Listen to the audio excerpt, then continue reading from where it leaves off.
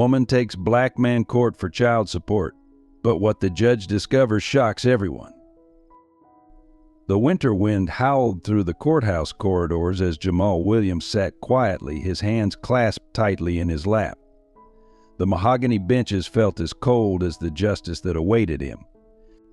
In his 15 years as a father, he never imagined fighting for his children in a room where his skin color spoke louder than his devotion. Across the aisle, Lauren Reynolds, his ex-wife, sat poised in designer clothes, her blonde hair perfectly styled, playing the role of the grieving single mother. Little did the court know the truth was about to shatter every preconception in the room, and nothing would ever be the same again. Before we start, share where you're watching from. If you're new or haven't subscribed, please click subscribe. It means the world to us. Thanks.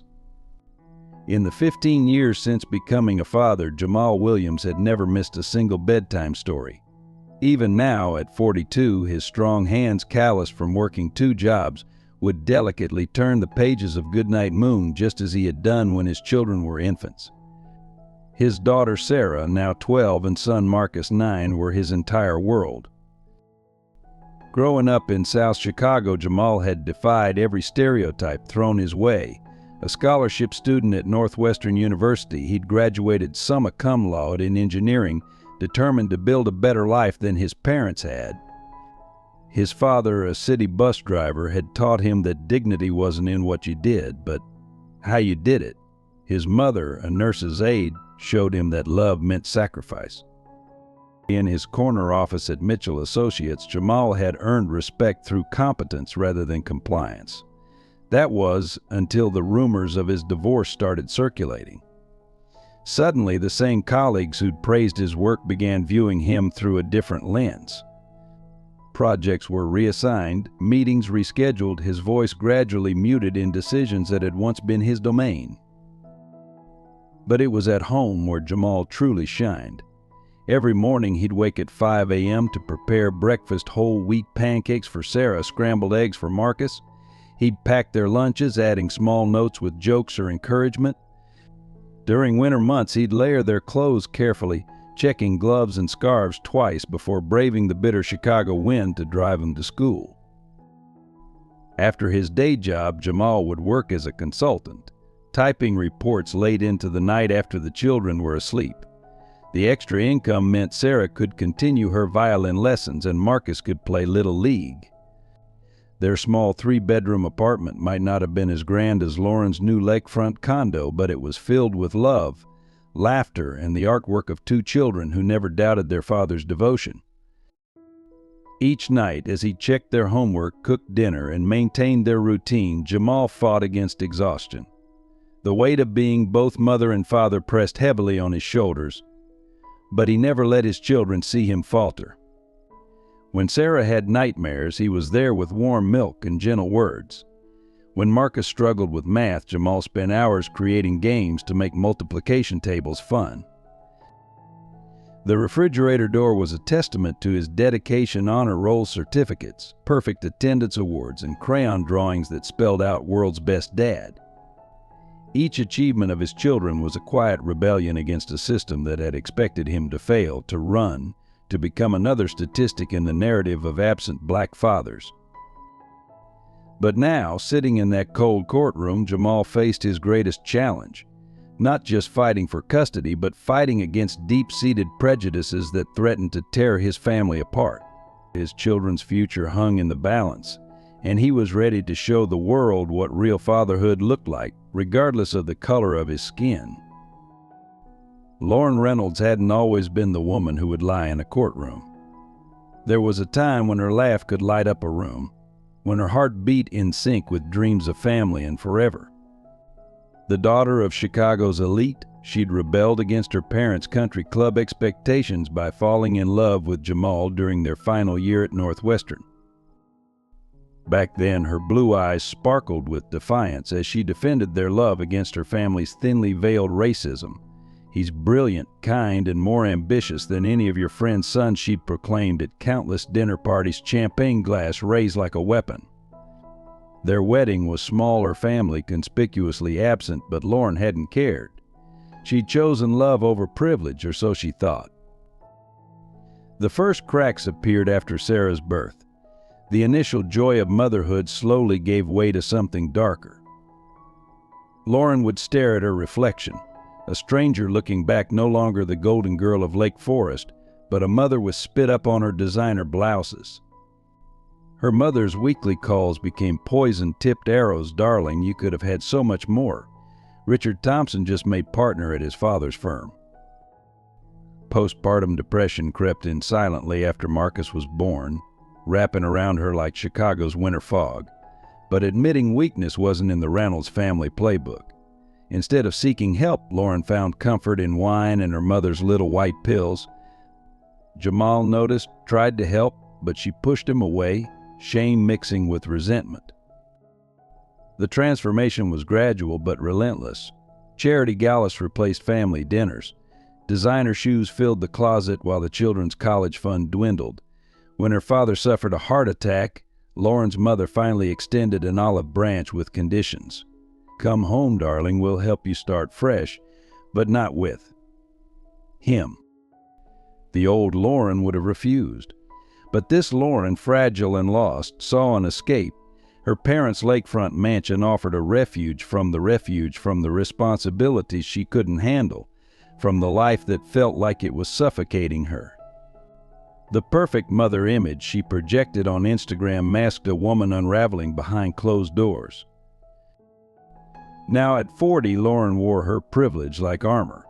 Her carefully crafted victim narrative, the devoted mother abandoned by an irresponsible black father, played perfectly to societal prejudices. She'd convinced herself that the lies were justified, that she deserved more than the simple, loving life Jamal had built. But in the quiet moments when sleep wouldn't come, Lauren would stare at old family photos on her phone. Sarah's first steps, Marcus's toothless grin, Jamal's proud smile, memories that pierced through her carefully constructed facade. Deep down, beneath layers of denial and designer clothes, she knew she was about to destroy something precious.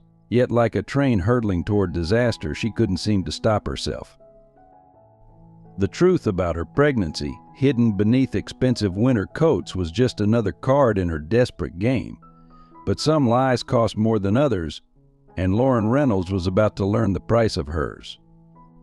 The night Lauren left was the coldest of the year. Chicago's infamous winter had painted the windows with frost patterns, but inside their apartment a different kind of chill was settling in. Sarah, 12, sat at the dining table, algebra homework forgotten, as she watched her mother pack an expensive leather suitcase. "It's just temporary," Lauren's words hung in the air like icicles. "Daddy's going to take care of you while Mommy figures some things out." 9-year-old Marcus clutched his favorite dinosaur plush, tears freezing on his cheeks before they could fall. The temperature outside had dropped to -15, but the real freeze was in Lauren's eyes as she avoided looking at her children. Jamal stood in the doorway, his work tie still loose around his neck after a 12-hour shift. The overtime pay would cover Sarah's upcoming violin recital costume. Now he watched helplessly as his wife, the mother of his children, packed away 15 years of family life as if clearing out a seasonal wardrobe. "The kids have school tomorrow," he said quietly, his voice steady despite the tremor in his heart. "At least wait until the weekend," but Lauren was already zipping up her suitcase, her designer boots clicking against the hardwood floors their savings had paid for. "I can't do this anymore, Jamal. This life. It's suffocating me." She gestured vaguely at the apartment, at the children's artwork on the fridge, the family photos on the walls, the stack of bills on the counter. "I need more than this. More than the unspoken words hung in the air, more than you can give me." Sarah stood up suddenly, her chair scraping against the floor. "I hate you," she screamed at her mother, years of piano-trained posture crumbling as she ran to her room. The slam of her door echoed through the apartment like a gunshot. Marcus, still clutching his dinosaur, looked up at his mother with confused eyes. "Is it because I got a B in spelling?" His small voice cracked and something in Jamal's chest shattered. Lauren paused at the door, her hand trembling slightly on the handle. For a moment the mask slipped and pain flickered across her face. But then her phone buzzed a text from her mother, no doubt, and the mask slid back into place. "I'll have my lawyer contact you," she said, not meeting Jamal's eyes. "Mother's already arranged everything." As the door closed behind her, the temperature seemed to drop even further. Jamal stood there, tie hanging loose, hands empty, as the sound of his son's quiet sobs filled the room. Through the window, he watched Lauren's BMW pull away, its headlights cutting through the swirling snow before disappearing into the darkness. That night, as he tucked both children into Sarah's bed, neither wanting to sleep alone, Jamal had no way of knowing this was just the beginning. In the coming months, he would learn that the true winter wasn't outside their windows, but in the cold calculations of a system ready to believe the worst about a black father, regardless of the truth. The summons arrived on a Tuesday morning, delivered by a courier who couldn't meet Jamal's eyes. Petition for sole custody and child support blazed across the top in stark black letters. Below, Lauren's allegations read like a carefully crafted fiction: neglect, absence, financial irresponsibility. Each false claim designed to paint him as the stereotype she knew the system would readily believe. "Your ex-wife is seeking immediate emergency custody," Maria Santos, Jamal's lawyer, explained in her downtown office as sleet peppered the windows. "She's claiming you're an unfit parent." Maria, a veteran family court attorney, had seen countless custody battles, but the calculated nature of Lauren's claims made her blood boil. "She's alleging you've been emotionally distant, financially negligent," and Maria paused, jaw tightening, "potentially dangerous to the children's well-being." Jamal stared at the documents, his engineer's mind struggling to process the mathematical impossibility of Lauren's claims. How could he be absent when he'd never missed a parent-teacher conference? How could he be financially negligent when his bank statements showed every payment for the children's activities, school supplies, and medical care?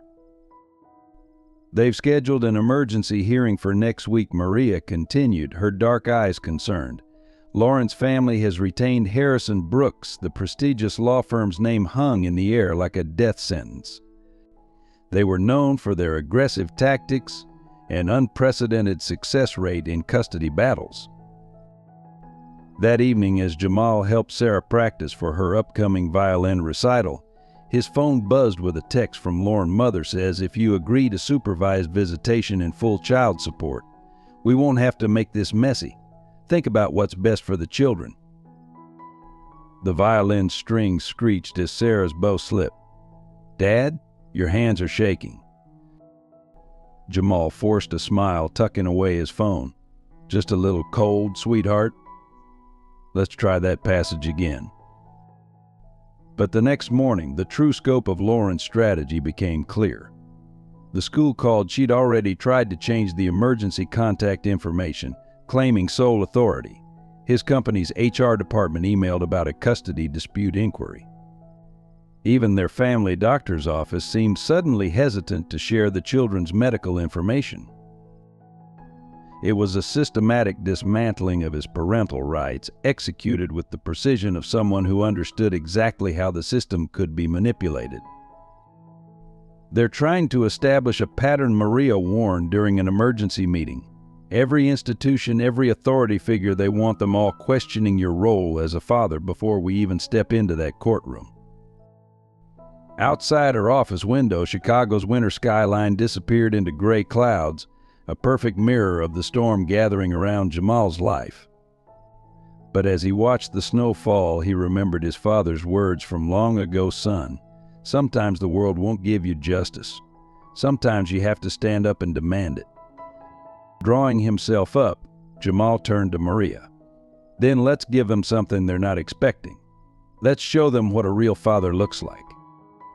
If this story touches your heart and you believe in the power of truth and justice, please subscribe to our channel. Each subscription helps us share more stories that challenge prejudices and celebrate the unsung heroes, the fathers, mothers, and families fighting for what's right. Join our community for more inspiring content. The first real crisis hit during a brutal February night. Sarah's fever had spiked to 104, her normally rosy cheeks burning with a dangerous heat. The emergency room lights cast harsh shadows as doctors rushed to diagnose what they soon discovered was acute appendicitis requiring immediate surgery. "We'll need insurance authorization and a $5,000 deposit," the admission nurse said, eyeing Jamal's worn winter coat. He reached for his insurance card only to discover Lauren had removed the children from his policy and added them to her family's premium coverage without his knowledge. "I'm their father," Jamal explained, his voice steady despite the panic rising in his chest. "Their mother. There's a custody dispute, but I have joint custody until the hearing." The nurse's expression shifted subtly, that all too familiar look of doubt crossing her face. "Sir, our records show Mrs. Reynolds as the primary guardian. We'll need her authorization for the procedure." Jamal's hands trembled as he dialed Lauren's number. 1 ring, 2 rings, voicemail. He tried again and again. Marcus sat beside his sister's bed, clutching her hand, his dinosaur plush forgotten on the cold hospital floor. "Daddy, it hurts," Sarah whimpered, her voice small and frightened. Jamal had never felt so helpless. Finally, Lauren answered. "Do you know what time it is?" "Sarah needs emergency surgery. They need your authorization." "I'm at a charity gala in Aspen," Lauren interrupted, the sound of music and laughter in the background. "Can't this wait until morning?" "No, Lauren, she needs surgery now. They won't."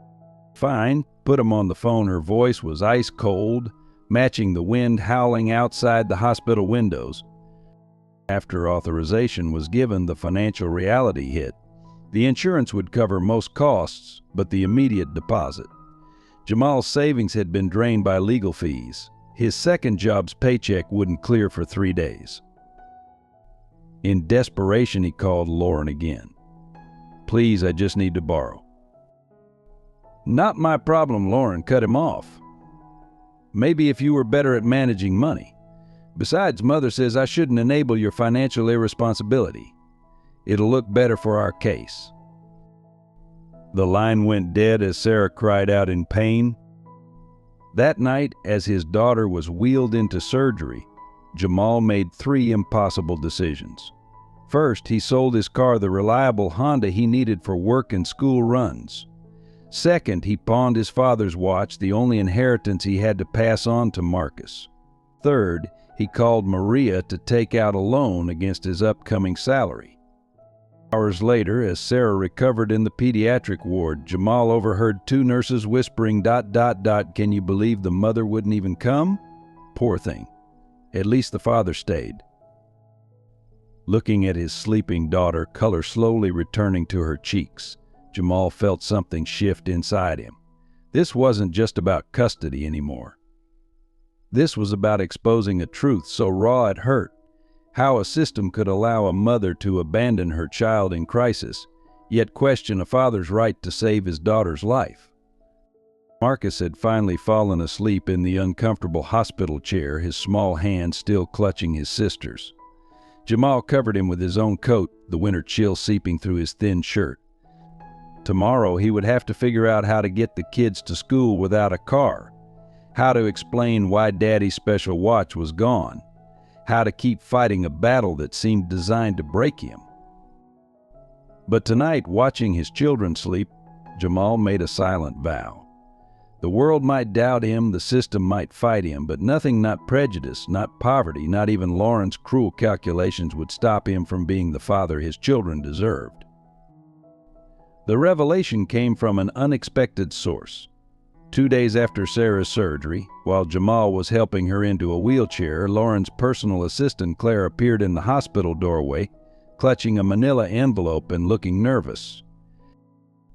"I can't do this anymore," Claire blurted out, her eyes darting around the room. "What they're doing to you, to these kids." It's wrong. Her hand shook as she handed Jamal the envelope. "Lauren's pregnant, 3 months along. It's not from before your separation." The world seemed to tilt on its axis. Inside the envelope were prenatal appointment records, ultrasound images, and most damning bank statements showing payments from Richard Thompson. her family's preferred suitor from years ago, the same man who'd been mysteriously present at recent court appointments. "They've planned everything," Claire continued, her voice barely above a whisper. "The pregnancy, the custody fight, it's all connected. They want full custody so Richard can adopt the kids after their wedding.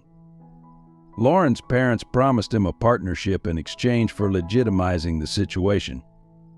She paused, swallowing hard. "They think having your children call another man father will hurt you more than losing any court battle." Sarah, still groggy from medication, looked up at the adults with confused eyes. "Is Mom having a baby?" Before Jamal could respond, Claire pulled out her phone, playing a recorded conversation that made his blood run cold. "Lauren's voice, once we get full custody, Richard's lawyers will handle the adoption. Jamal won't be able to afford to fight it. Her mother, darling, it's for the best. The children deserve a proper family name. Richard, my firm has judges in our pocket. No one will side with him over us." Marcus, who'd been quietly coloring in the corner, suddenly spoke. "Is that why Mom wouldn't help when Sarah was sick? Because she wants us to have a different dad?" The innocent question cut through the room like a blade. Jamal knelt beside his son, struggling to find words that wouldn't shatter a child's heart. But before he could speak, another voice joined the conversation. Dr. Chin, Sarah's surgeon, stepped into the room, her face grave. She'd heard everything. "Mr. Williams," she said firmly, "I've watched you sleep in that chair for 3 nights, holding your daughter's hand through every painful moment. I've seen you juggle work calls while helping her walk to the bathroom. That's real fatherhood." She turned to Claire. "I'll testify about what I heard here today. Some things are worth risking your job for." Claire nodded, straightening her spine. "I've kept copies of everything. Dates, times, conversations. I even have video from the firm's holiday party where they discussed their strategy. They were so confident in their privilege they never thought someone like me would stand up to them." For the first time in months, hope flickered in Jamal's chest. But it was a complicated hope, tangled with the knowledge that his children would eventually learn how deeply their mother's betrayal ran. Sarah reached for his hand, her small fingers intertwining with his. "Daddy? I don't want another father. I just want you." Outside the hospital window, the winter storm that had battered Chicago for days finally began to break. Sunlight pierced through the clouds, casting long shadows across the room, shadows that seemed to retreat in the face of truth finally coming to light. Jamal squeezed his daughter's hand, feeling strength flow between them. "Nobody's replacing anyone, sweetheart. Some fights are worth fighting, no matter how hard they get." The courthouse steps were treacherous with black ice the morning Maria filed their counter-petition. The evidence Claire provided had shifted the battlefield, but Lauren's team was already mounting a counterattack. They claimed the recordings were inadmissible, the documents stolen, the entire revelation a desperate ploy by a man losing control. "They're calling Claire a disgruntled employee," Maria explained as they hurried through security. "Lauren's family has their PR machine working overtime. Look," she handed Jamal her tablet, displaying headlines from Chicago society pages. "Reynolds heiress expecting a new chapter of happiness. Prominent attorney to wed society darling a modern family story. Custody battle turns ugly, sources claim father unstable." But for every polished narrative Lauren's team crafted, reality kept intervening in unexpected ways. The children's teachers came forward voluntarily, armed with years of documentation, attendance records showing Jamal at every conference, emails discussing the children's progress, photographs from school events where Lauren was conspicuously absent. M.S. Rodriguez, Sarah's music teacher, testified about the violin lessons Mr. Williams would sit in the back of the room, working on his laptop between his 2 jobs, just so his daughter wouldn't have to miss practice. Meanwhile, Mrs. Reynolds hasn't attended a single recital in 3 years. The school nurse added her voice when Marcus had an asthma attack last fall. Mr. Williams arrived within minutes, knowing exactly which inhaler to use. Mrs. Reynolds' response was to send her housekeeper 2 hours later. But the most powerful testimony came from an unexpected source. Mrs. Henderson, their elderly white neighbor, hobbled to the stand using her walker. At 82, she commanded the courtroom with the moral authority of someone who'd seen too much to stay silent. "I've watched those children grow up through my kitchen window," she declared, her voice wavering but determined. "Every morning, rain or shine, snow or sleet, that man gets those kids ready for school with more love and patience than I've seen in my 8 decades on this earth. And where was their mother? I'll tell you where, getting into her fancy car at all hours, leaving those babies behind." Lauren's lawyer tried to discredit her. "Mrs. Henderson, at your age, are you certain your memory is reliable?" The old woman's eyes flashed. "Young man, my eyes may be failing, but my heart knows truth when it sees it. Last winter, during the big storm, who do you think shoveled my walkway before taking his kids to school? Who brings me soup when I'm sick? Who makes sure his children respect their elders and help carry my groceries? I've lived through segregation, young man. I know what prejudice looks like.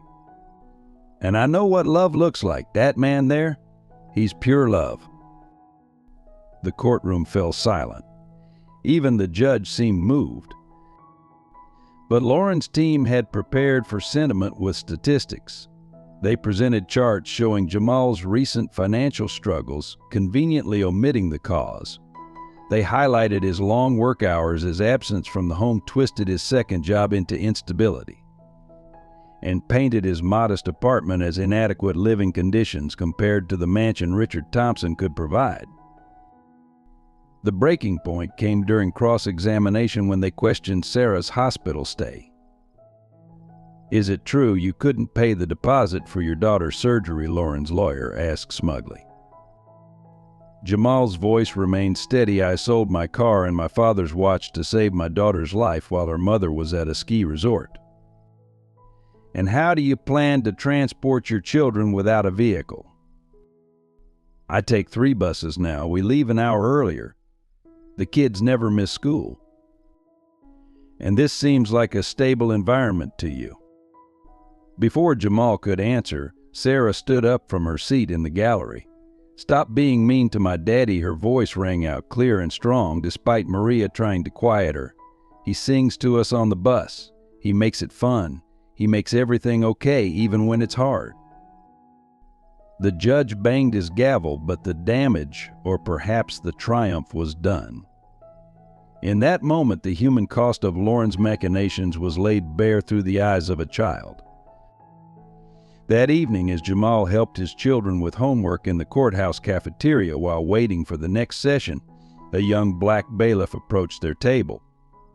"Sir," he said quietly, "my sister's got a car dealership in Oak Park. Nothing fancy, but reliable. She heard about your situation. Says you can work out a payment plan, no interest." He slipped Jamal a card. "Sometimes folks need to stick together, you know." Looking at his children's hopeful faces, Jamal felt something shift. The case wasn't just about him anymore. It had become something larger, a testament to the power of community over privilege, of truth over manipulation, of love over prejudice. But Lauren's team had one more card to play, and it would shake everyone's world to the core. The week before Christmas brought the harshest winter Chicago had seen in decades.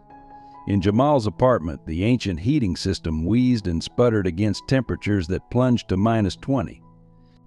The children wore layers to bed, their breath visible in the morning air. "Dad, why is it so cold?" Marcus asked one morning, huddled over his oatmeal. The building's boiler had finally given out, and the landlord's repair estimate was a week away. "It's an adventure," Jamal replied, wrapping his son's scarf a little tighter. Like those Arctic explorers we read about, but the forced cheer in his voice couldn't mask the worry in his eyes. That same morning, his supervisor called him into the office. "Jamal, you're one of our best engineers, but these custody proceedings, the publicity, the board is concerned about the company's image." "You're laying me off." The words felt like ice in his throat. "We're offering you a position in our Detroit office, fresh start, away from all this. Attention, the supervisor wouldn't meet his eyes. Of course, that would mean relocating. Away from his children. Away from the custody battle. The message was clear: disappear or be fired. Jamal stood, his voice quiet but firm. My children need their father. I'll have my resignation on your desk in an hour. Walking out of the glass office tower, Jamal's phone buzzed with a text from Lauren. Heard about the job. Mother says her offer still stands. Walk away now and the kids will want for nothing. Fight and you'll lose everything. At home, Sarah was practicing her violin, the music a haunting counterpoint to the whistling wind outside. The piece was for an upcoming competition, one that could lead to a scholarship at a prestigious music school. A school they could no longer afford. It's okay, Dad, Sarah said, lowering her bow when she saw his face. I don't need fancy lessons. M.S. Rodriguez says I can practice during lunch breaks. That night, after the children were asleep, Jamal sat at his kitchen table surrounded by bills and job applications. His savings were depleted, legal fees mounting, and now unemployment loomed. The weight of it all pressed down like the snow accumulating outside. But then he noticed something. Tucked between the bills was a handmade card from Marcus's backpack. On it, his son had drawn their family, Jamal in his work suit, Sarah with her violin, and Marcus holding his dinosaur. Above them, written in careful third-grade handwriting, my hero is my dad. The next morning, Jamal got up at 4 a.m. He took a job stocking shelves at a grocery store before his consulting work, adding a weekend shift as a security guard. 3 jobs, barely enough sleep, but his children never saw him falter. The community rallied in unexpected ways. Mrs. Henderson insisted on watching the kids after school, sharing her homemade soup and stories from the civil rights era. Your father's fighting the same fight, she told them, just in a different courthouse. Sarah's music teacher offered free weekend lessons. Marcus's Little League coach provided rides to practice. The young bailiff's sister came through with a used but reliable Honda, payment structured to match Jamal's new income. But the strain showed in quiet moments. One night, Jamal found Marcus crying over a photo album. Mom looks so happy here, his son whispered. What did we do wrong, Dad? Why doesn't she want us anymore? Jamal gathered his son close, his heart breaking. Sometimes grown-ups make choices that hurt the people they love. But that's about them, not you. Never you. Later that week, during a rare moment alone, Maria confronted him. Jamal, you're exhausted. The judge will understand if we ask for a continuance. But Jamal shook his head, remembering his father's words about standing up for justice. They want me to break, Maria, to prove I can't handle it, to fit their narrative.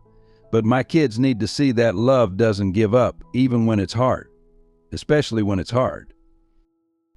As if testing his resolve, the universe delivered one final blow. The grocery store where he worked morning shifts closed suddenly, sold to developers planning luxury condos, the same developers he would later learn where Richard Thompson served on the board. That night in his cold apartment, Jamal finally allowed himself a moment of doubt. But as he moved to close the window against the winter wind, he heard Sarah practicing her violin. The music soared above the city noise, a defiant melody against the gathering dark. His daughter was playing Amazing Grace, the same song his father had hummed during hard times, the same song that had lifted spirits during the darkest days of their people's struggle for justice. Jamal squared his shoulders. Tomorrow would bring another battle, another test, another chance to show his children what real strength looked like. For tonight, the music was enough. The final hearing fell on the coldest day of the year. The courtroom buzzed with tension as Lauren took the stand, her baby bump now visible beneath a designer maternity dress. She'd timed this moment perfectly, the picture of maternal grace under pressure. Your Honor, her voice trembled perfectly on cue. I only want what's best for my children. Their father, she paused, dabbing at her eyes with a monogrammed handkerchief. He's become unpredictable. 3 different jobs, constant moving, financial instability. The children deserved better. But today was different. Today Maria had a plan. Mrs. Reynolds, Maria began her cross-examination.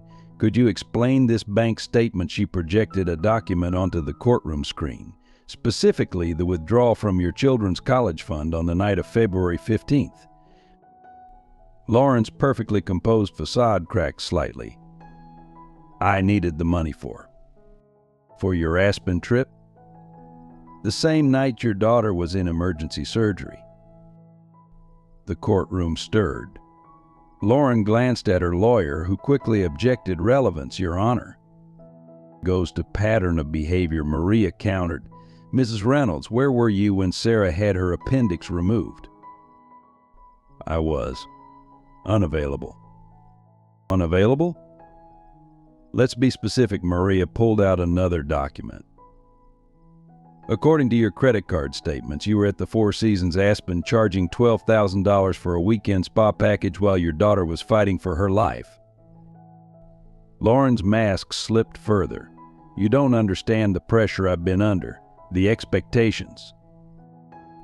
Speaking of expectations, Maria continued, her voice steel wrapped in silk. Perhaps you could explain this. She played the recording Claire had provided. Lauren's voice filled the courtroom, discussing the planned adoption with Richard Thompson. The color drained from Lauren's face. Her lawyer leaped up. Objection. This recording was obtained illegally. Your Honor, Maria interrupted. We have a sworn affidavit from Ms. Claire Davidson, Mrs. Reynolds' former assistant, testifying to the authenticity and circumstances of this recording. She's here to testify. Claire stood up from the gallery, her spine straight despite the death glare from Lauren's mother. The judge overruled the objection. Mrs. Reynolds, Maria continued, would you care to explain why you're discussing having another man adopt your children before any custody arrangement has been decided? Lauren snapped. Because they deserve better, she shouted, her carefully constructed persona shattering. They deserve the life I should have had. Do you know what it's like watching their father win their love with his? His pancake breakfasts and homework help and constant, suffocating devotion, while I'm the villain for wanting more, for wanting them to have everything. The courtroom fell silent. Even her lawyer looked stunned. Everything Maria's voice was quiet but carried to every corner, like a father who sells his car to pay for their medical care, who takes 3 buses to get them to school, who works 3 jobs so your daughter can keep playing violin. Lauren's face contorted. He's trying to turn them against me, him and his perfect father act. It's not fair. I was supposed to have everything. Mother promised if I just followed the plan. The plan to erase their father from their lives. He doesn't belong in our world, the words exploded from Lauren, shocking even herself. The true ugliness of prejudice lay exposed in the harsh courtroom light. From the gallery came a small sound. Sarah had started crying, Marcus holding her hand tight, the reality of their mother's betrayal written across their young faces. Lauren saw them and faltered. I didn't mean. But the damage was done. The judge's expression had turned to stone. Lauren's lawyer frantically whispered in her ear, trying to contain the damage, but she was beyond reaching. You want to talk about belonging? Maria's voice cut through the chaos. Let's talk about what these children deserve. They deserve a parent who shows up, who sacrifices, who loves them unconditionally. She turned to the judge. And they have that parent.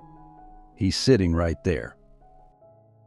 Jamal sat silent, his heart breaking not for himself but for his children. They were old enough to understand what they'd just heard, old enough to carry this wound. The judge called for order, his gavel echoing through the stunned courtroom. I think we need a brief recess. Mrs. Reynolds, please step down. As Lauren stumbled from the stand, her perfect mask in ruins, she passed by Jamal. For a moment their eyes met.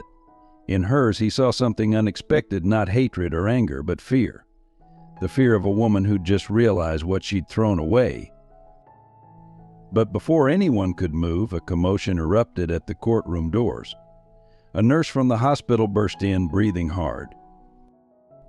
"Your Honor, I'm sorry to interrupt, but there's something you need to know about Mrs. Reynolds' pregnancy." The second bombshell was about to drop. The nurse's eyes darted between Lauren and the judge, her hospital ID badge still swinging from her rushed entrance. "Mrs. Reynolds' pregnancy. It's not just fake. It's someone else's medical records. Someone who just lost their baby." The courtroom fell silent as Nurse Martinez continued, her voice shaking with professional outrage. "The ultrasound images they submitted? They belong to one of my patients, Sarah Chin. She lost her baby last week at 3 months. When she came in today, she discovered her private medical records had been stolen and used in this case." Lauren's face went chalk white. Her mother, sitting in the gallery, clutched her designer handbag tighter, but her eyes betrayed a flicker of panic. "Your Honor," Nurse Martinez pulled out a file. "I have the original records here. The timestamps, patient numbers, everything matches. Someone accessed our system using Dr. Thompson's credentials." She turned to Richard Thompson, who had suddenly found the floor very interesting. "The same Dr. Thompson who sits on our hospital's board and apparently planned to marry Mrs. Reynolds." The judge's face darkened with each word. "Mrs. Reynolds, would you care to explain?" Lauren stood, swaying slightly. Her hands moved to her stomach, the stomach that had been carefully padded to maintain the illusion. "I had no choice. They said it was the only way to ensure she stopped," looking desperately at her mother. But Elizabeth Reynolds was already heading for the door, only to find 2 court officers blocking her path. "The truth," Lauren Maria pressed, her voice surprisingly gentle. "All of it." Something in Lauren broke. Like a dam giving way after years of pressure, words poured out. "Mother said I needed leverage. That a new baby would make everything perfect. Richard's name, his connections, his child, it would erase all my mistakes. Erase." She looked at Jamal, tears streaming.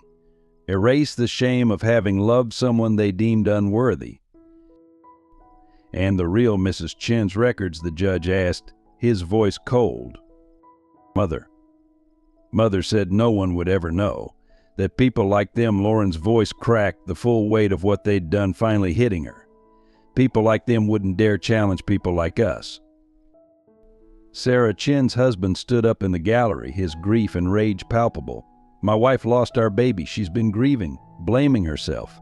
And you stole our tragedy for your scheme."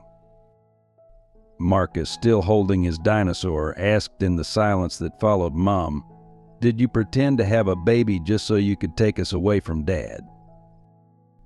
The innocence of the question, the pure hurt in his voice, seemed to shatter whatever composure Lauren had left.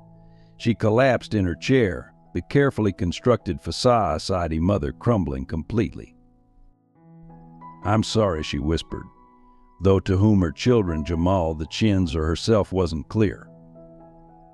"I'm so sorry."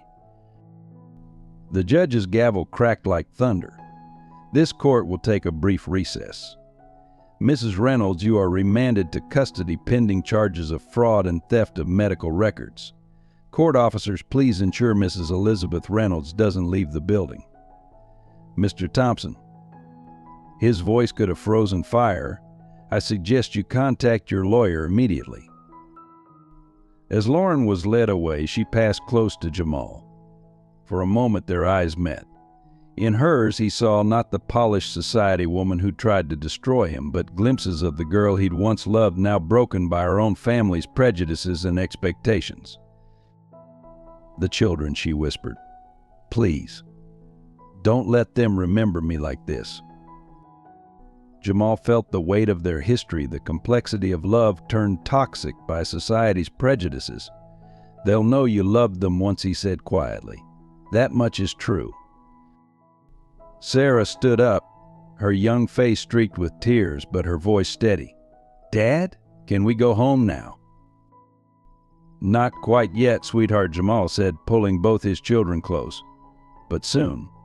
And when we do, we'll know that truth matters more than any story people try to tell about us." Outside the courtroom windows, the winter sun broke through Chicago's clouds for the first time in days. But inside, the real darkness was just beginning to come to light, and the true cost of prejudice, privilege, and broken love would soon be revealed. The judge returned to his chambers, leaving everyone to process what had just happened. But as Jamal held his children, he realized that sometimes victory tastes like ashes, and the truth, while necessary, can break as many hearts as it heals. The truth about Lauren's pregnancy shattered what little composure remained in the courtroom. The nurse's testimony revealed not just a lie, but a calculated deception. Lauren wasn't pregnant at all. The medical records had been forged, the ultrasound images purchased, all part of an elaborate scheme to secure the custody arrangement her family demanded. "I've been her OB-GYN for 12 years, the nurse testified, her voice trembling with professional indignation. "The records they submitted, they're not just fake, they're from another patient. A patient who lost her baby last week and discovered her private medical information had been stolen." The revelation hit like an avalanche. Lauren collapsed in her chair, her carefully crafted world crumbling. Her mother rushed from the gallery. Richard Thompson quietly slipped out the back door, and her high-powered legal team sat stunned, their careers potentially ruined by their unwitting participation in fraud.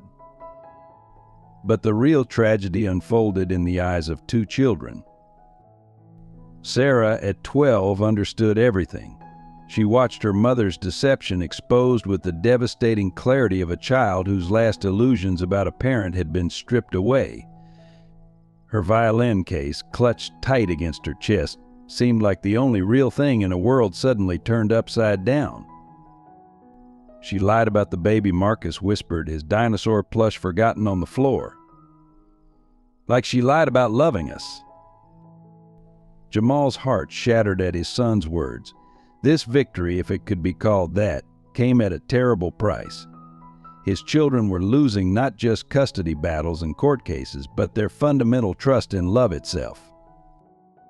That night, after the judge had cleared the courtroom and postponed proceedings, Jamal sat between his children's beds in their small apartment. Sarah hadn't spoken since leaving court. Marcus had cried himself to sleep, asking questions no father should have to answer. Did Mom ever love us at all? Why would she pretend to have a baby? Are we not good enough? Each question was a knife to Jamal's heart. He could handle losing his job, his savings, even his dignity in court. But watching his children grapple with their mother's betrayal, this was a pain he couldn't shield them from. Sarah finally broke her silence around midnight, her voice small in the darkness. "Dad, remember when Mom used to read us bedtime stories? Was that real, or was she pretending then too?" Jamal moved to sit on her bed, choosing his words carefully. "Love is complicated, baby. Sometimes people can feel it real and true in one moment and then lose their way in the next. Your mom, she loved you in those moments. Those were real." "But not real enough to stay," Sarah whispered, the wisdom in her young voice almost unbearable. From the other bed, Marcus stirred. "Dad, you won't ever pretend to love us, right?" The question hung in the air like frost, crystallizing everything this battle had cost them. These weren't just custody proceedings anymore. This was about children learning that love could be weaponized, that trust could be betrayed, that parents could craft elaborate lies just to hurt each other. Jamal gathered both his children into his arms, feeling their small bodies shake with suppressed sobs. Outside, Chicago's winter wind howled against the windows, but in that moment he would have given anything to protect them from the colder winds of disillusionment blowing through their hearts. "Some things don't need pretending," he whispered into their hair. "Some love is as real as gravity, as constant as the stars. And my love for you, that's the realest thing in this whole world." The case exploded across Chicago's media landscape like a winter storm. Headlines screamed about scandal, fraud, and privilege, but few captured the human cost behind the sensational story. Reynolds heiress fakes pregnancy in custody battle. Society family's shocking scheme exposed. Custody case reveals systemic bias in family courts. Outside the courthouse, protesters gathered despite the bitter cold. Some supported Jamal, holding signs reading "Father's Rights Matter" and "Love Knows No Color." Others, from Lauren's social circle, argued that wealth and status should determine a child's best interests. The racial undertones of the case became impossible to ignore. Local news channels ran special reports on bias in family courts, interviewing black fathers who shared similar stories of fighting prejudice and presumption. "The system sees color before it sees care," one father testified. "We're guilty of being absent until we prove ourselves present, while others are presumed fit until proven otherwise." The children felt the impact at school.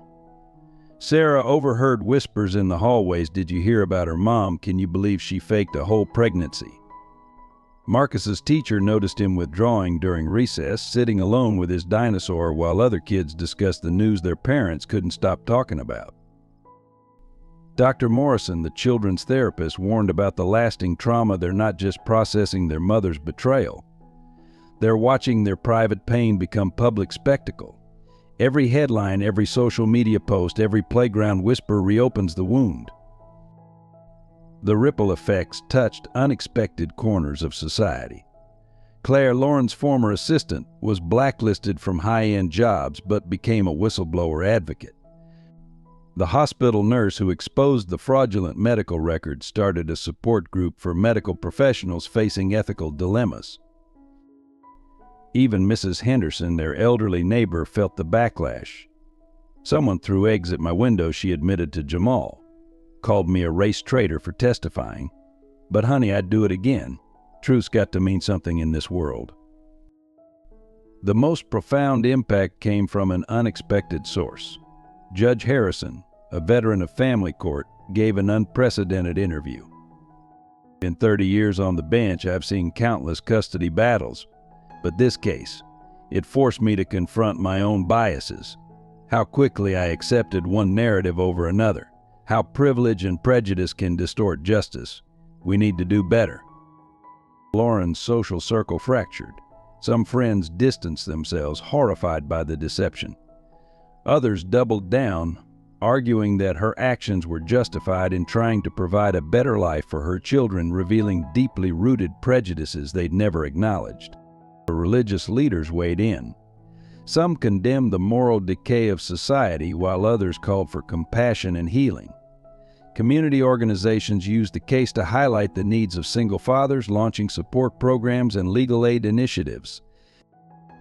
But amidst the societal soul-searching, 2 children still had to go to school each day, still had to face questions they couldn't answer, still had to reconcile the public narrative with their private pain. One evening, Sarah found a social media post comparing her family's story to a soap opera. "They're entertaining themselves with our hurt," she said, showing a wisdom beyond her years. Marcus, building a fortress with his dinosaurs, looked up. "Dad, can we move somewhere where people don't know us?" Jamal pulled his children close, wishing he could shield them from a world that had turned their personal tragedy into public commentary. Outside, reporters still camped in the winter cold, waiting for statements or dramatic confrontations. Sometimes, he told them, the biggest storms make us build stronger shelters. We can't control what people say, but we can control how we hold on to each other. The truth emerged like layers of ice cracking in spring thaw.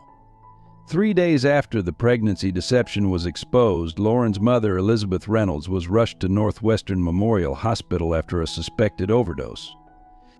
In her designer handbag, they found a journal, one that would change everything. The pages revealed a darker story behind Lauren's transformation. Entries dating back to Sarah's birth showed a systematic campaign of manipulation.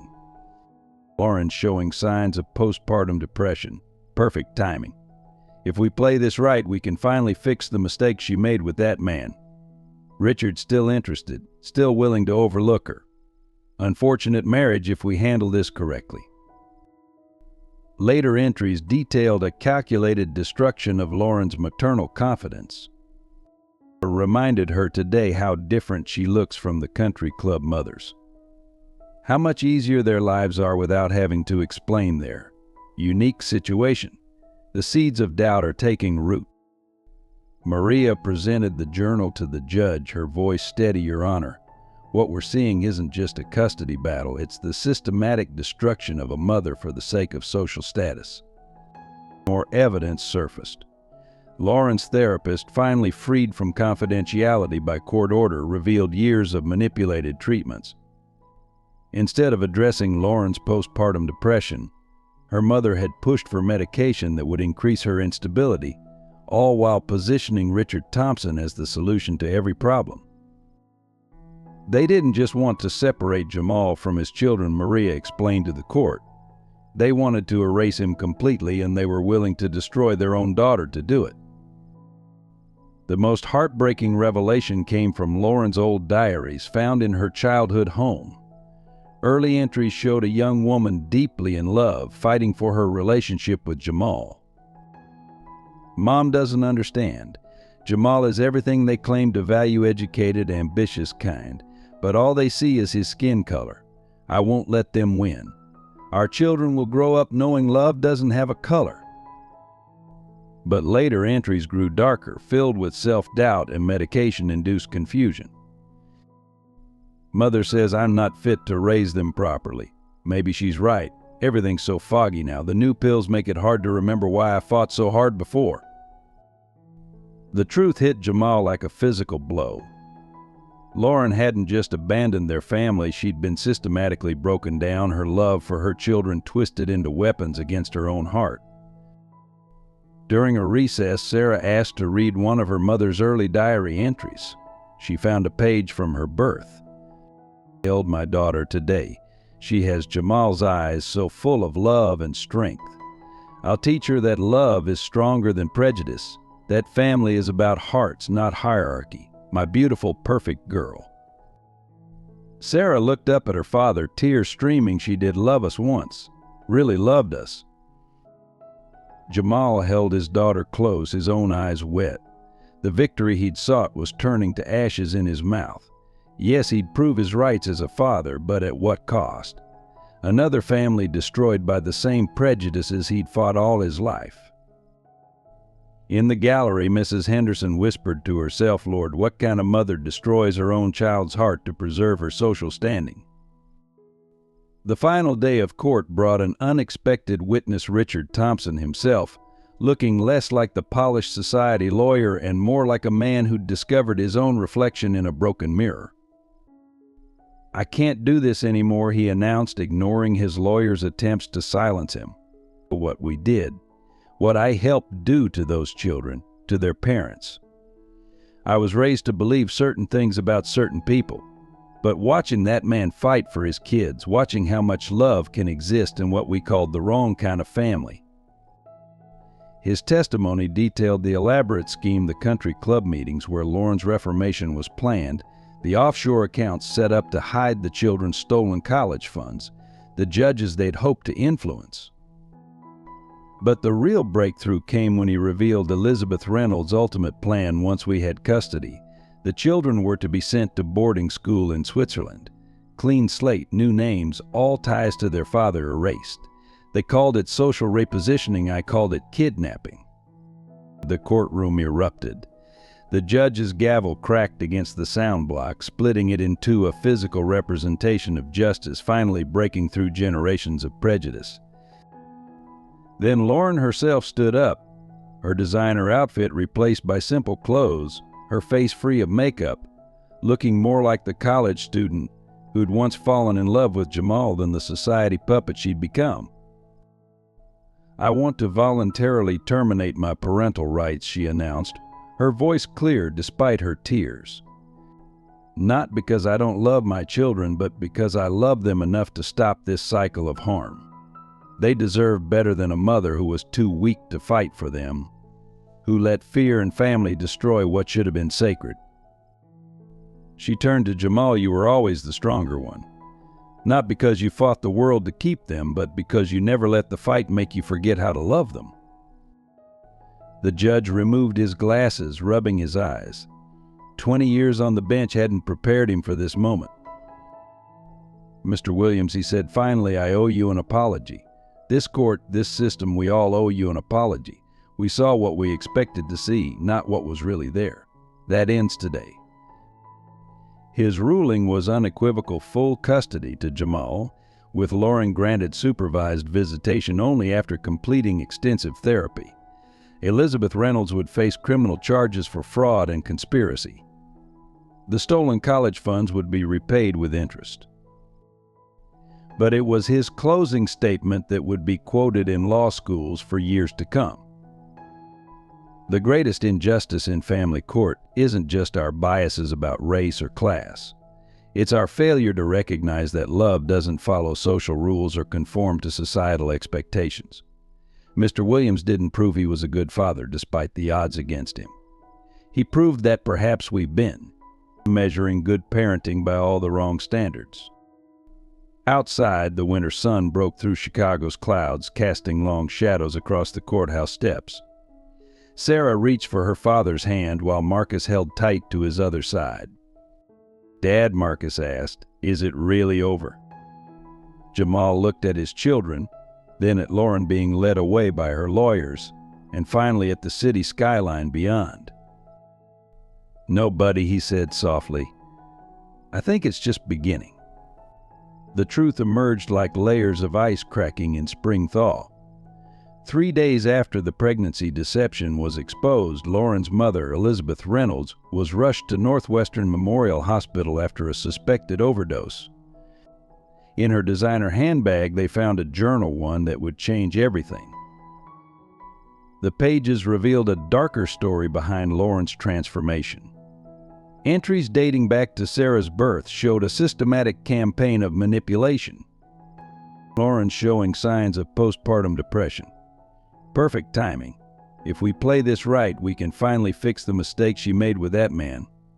Richard's still interested, still willing to overlook her. Unfortunate marriage if we handle this correctly. Later entries detailed a calculated destruction of Lauren's maternal confidence. Reminded her today how different she looks from the country club mothers. How much easier their lives are without having to explain their unique situation. The seeds of doubt are taking root. Maria presented the journal to the judge, her voice steady. "Your Honor, what we're seeing isn't just a custody battle. It's the systematic destruction of a mother for the sake of social status." More evidence surfaced. Lauren's therapist, finally freed from confidentiality by court order, revealed years of manipulated treatments. Instead of addressing Lauren's postpartum depression, her mother had pushed for medication that would increase her instability, all while positioning Richard Thompson as the solution to every problem. They didn't just want to separate Jamal from his children, Maria explained to the court. They wanted to erase him completely, and they were willing to destroy their own daughter to do it. The most heartbreaking revelation came from Lauren's old diaries found in her childhood home. Early entries showed a young woman deeply in love, fighting for her relationship with Jamal. "Mom doesn't understand. Jamal is everything they claim to value, educated, ambitious kind, but all they see is his skin color. I won't let them win. Our children will grow up knowing love doesn't have a color." But later entries grew darker, filled with self-doubt and medication-induced confusion. "Mother says I'm not fit to raise them properly. Maybe she's right. Everything's so foggy now. The new pills make it hard to remember why I fought so hard before." The truth hit Jamal like a physical blow. Lauren hadn't just abandoned their family, she'd been systematically broken down, her love for her children twisted into weapons against her own heart. During a recess, Sarah asked to read one of her mother's early diary entries. She found a page from her birth. "I held my daughter today. She has Jamal's eyes, so full of love and strength. I'll teach her that love is stronger than prejudice, that family is about hearts, not hierarchy. My beautiful, perfect girl." Sarah looked up at her father, tears streaming. She did love us once, really loved us. Jamal held his daughter close, his own eyes wet. The victory he'd sought was turning to ashes in his mouth. Yes, he'd prove his rights as a father, but at what cost? Another family destroyed by the same prejudices he'd fought all his life. In the gallery, Mrs. Henderson whispered to herself, "Lord, what kind of mother destroys her own child's heart to preserve her social standing?" The final day of court brought an unexpected witness, Richard Thompson himself, looking less like the polished society lawyer and more like a man who discovered his own reflection in a broken mirror. "I can't do this anymore," he announced, ignoring his lawyer's attempts to silence him. "What we did, what I helped do to those children, to their parents. I was raised to believe certain things about certain people, but watching that man fight for his kids, watching how much love can exist in what we called the wrong kind of family." His testimony detailed the elaborate scheme, the country club meetings where Lauren's reformation was planned, the offshore accounts set up to hide the children's stolen college funds, the judges they'd hoped to influence. But the real breakthrough came when he revealed Elizabeth Reynolds' ultimate plan. Once we had custody, the children were to be sent to boarding school in Switzerland. Clean slate, new names, all ties to their father erased. They called it social repositioning, I called it kidnapping. The courtroom erupted. The judge's gavel cracked against the sound block, splitting it in two, a physical representation of justice finally breaking through generations of prejudice. Then Lauren herself stood up, her designer outfit replaced by simple clothes, her face free of makeup, looking more like the college student who'd once fallen in love with Jamal than the society puppet she'd become. "I want to voluntarily terminate my parental rights," she announced, her voice clear despite her tears. "Not because I don't love my children, but because I love them enough to stop this cycle of harm. They deserve better than a mother who was too weak to fight for them, who let fear and family destroy what should have been sacred." She turned to Jamal. "You were always the stronger one. Not because you fought the world to keep them, but because you never let the fight make you forget how to love them." The judge removed his glasses, rubbing his eyes. 20 years on the bench hadn't prepared him for this moment. "Mr. Williams," he said, "finally I owe you an apology. This court, this system, we all owe you an apology. We saw what we expected to see, not what was really there. That ends today." His ruling was unequivocal: full custody to Jamal, with Lauren granted supervised visitation only after completing extensive therapy. Elizabeth Reynolds would face criminal charges for fraud and conspiracy. The stolen college funds would be repaid with interest. But it was his closing statement that would be quoted in law schools for years to come. "The greatest injustice in family court isn't just our biases about race or class. It's our failure to recognize that love doesn't follow social rules or conform to societal expectations. Mr. Williams didn't prove he was a good father despite the odds against him. He proved that perhaps we've been measuring good parenting by all the wrong standards." Outside, the winter sun broke through Chicago's clouds, casting long shadows across the courthouse steps. Sarah reached for her father's hand while Marcus held tight to his other side. "Dad," Marcus asked, "is it really over?" Jamal looked at his children, then at Lauren being led away by her lawyers, and finally at the city skyline beyond. "No, buddy," he said softly. "I think it's just beginning."